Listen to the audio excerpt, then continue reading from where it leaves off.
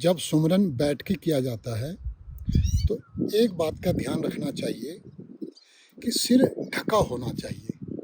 अगर चोटी है, चोटी मतलब शिखा है, तो शिखा पर गांठ बांध के सुमिरन कर लो, तब सिर ढकने की आवश्यकता नहीं। अगर चोटी नहीं है तो सिर ढककर सुमिरन करना चाहिए जब बैठ के सुमिरन करते हो। चलते फिरते करते हो तब तो सिर ढकने की आवश्यकता नहीं है, लेकिन जब बैठ के सुमिरन करते हो तो सिर ढका होना चाहिए। अगर चोटी नहीं है, अगर शिखा नहीं है तो चलते फिरते सुमिरन करने से रोगों से रक्षा होती है। चलते फिरते जब हम सुमिरन करते हैं उससे रोगों से रक्षा होती है। जब हम बैठ के सुमिरन करते हैं तो जो हमारी धारा नीचे की ओर, बाहर की ओर बहती है, वो अंदर की ओर, ऊपर की ओर होनी शुरू हो जाती है। धारा उल्टी बहनी शुरू हो जाती है। इस समय तो धारा कहाँ बह रही है? नीचे की ओर, बाहर की ओर। जब हम बैठ के सुमिरन करते हैं तो धारा फिर अंदर की ओर, ऊपर की ओर बहनी शुरू हो जाती है, बहुत धीरे धीरे, बहुत धीरे धीरे। जब धारा उल्टी बहनी शुरू हो जाती है तो धारा राधा का रूप ले लेती है। धारा शब्द का उल्टा करो, धारा शब्द का उल्टा है राधा। मतलब जब धारा उल्टी बहनी शुरू होती है तो राधा प्रकट होती है, राधा का रूप धारण कर लेती है। जहाँ राधा रूप धारण किया धारा ने, धारा ही राधा का रूप धारण करती है। जब धारा राधा का रूप धारण करती है, कृष्ण कृपा की बरसात होनी शुरू हो जाती है। ध्यान रखना, कृष्ण कृपा की बरसात तब तक नहीं हो सकती जब तक धारा राधा ना बन जाए।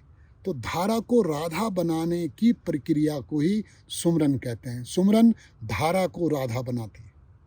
सुमिरन का काम क्या है? कि हमारी धारा को राधा में बदल दे।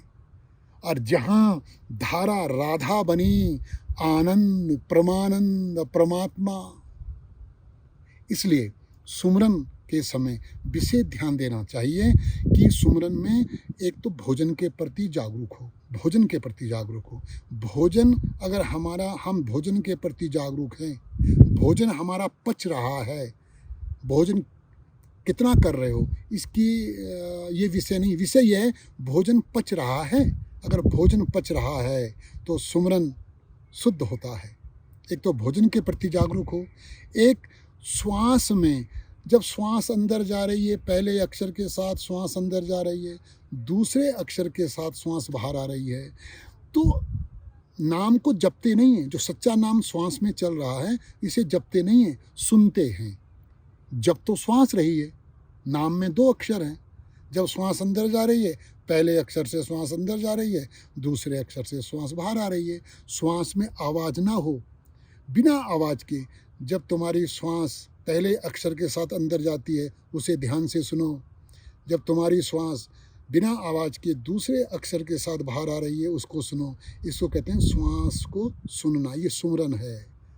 ठीक है, ध्यान देना, इस पर देना चाहिए। दूसरा, तीसरा, जो हमें आनंद की तरफ ले जा रहा है, जो हमें अंदर की तरफ ले जा रहा है, जो कृष्ण कृपा की बरसात कराने की तरफ ले जा रहा है कि हम पर कृष्ण की कृपा की बरसात हो, जो हमारी राधा, जो हमें हमारी धारा को राधा बनाने की प्रक्रिया की तरफ ले जा रहा है, उसको धन्यवाद दो। कम से कम हफ्ते में एक बार, गुरुवार के दिन शाम को उसको धन्यवाद दे लो।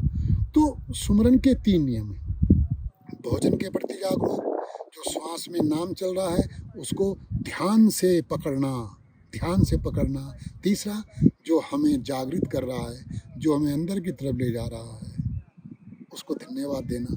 कम से कम हफ्ते में 1 दिन। ठीक है, तो जब हम सुमिरन करते हैं तो जीवन जो अभी तक आह आह में बीत रहा है ना, आह आह में जो जीवन बीत रहा है, वाह वाह में जीवन बीतना शुरू हो जाएगा। अभी तो आह आह देखी है। आह मतलब अभी तो दुख देखा है, कलेश देखा है, टेंशन, डिप्रेशन देखा है। जब हम सुमिरन करते हैं तब देखते हैं हम आनंद, सुख नहीं, आनंद। सुख दुख का रूप ले लेता है, आनंद परमानंद का रूप लेता है। परमानंद, इसी को ही मुक्ति कहते हैं, मोक्ष कहते हैं, निर्वाण कहते हैं। यही जीवन, मस्त जीवन जीने का एक तरीका है। सुमिरन ढंग से करो।